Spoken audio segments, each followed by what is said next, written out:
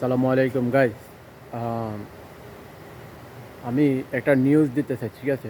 বাংলাদেশের ছাত্র সমন্বয় যারা আছেন ওনাদের কাছে এবং বর্তমান উপদেষ্টা প্রধান উপদেষ্টা ডক্টর ইউনূস স্যার, আমি ওনার কাছে এই একটা নিউজটা দিতে চাই, ঠিক আছে? এই নিউজটা হলো, প্লিজ আমার এই ভিডিওটা জনসাধারণের যার যার কাছে পৌঁছাবে, আশা করি এই ভিডিওটা শেয়ার করে ওনাদের কাছে পৌঁছায় দিবেন, ঠিক আছে?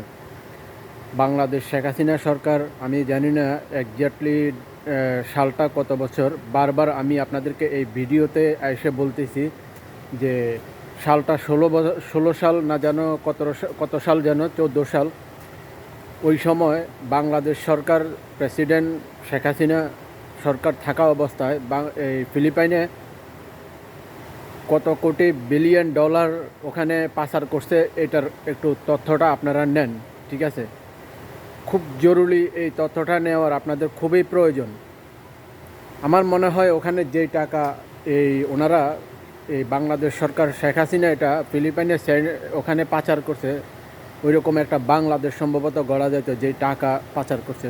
তো প্লিজ, আমি বাংলাদেশ যারা বাংলাদেশের আমার এই ভিডিওটা পাবেন, প্লিজ দয়া করে যত তাড়াতাড়ি শেয়ার করে এই প্রধান উপদেষ্টা আমাদের যেই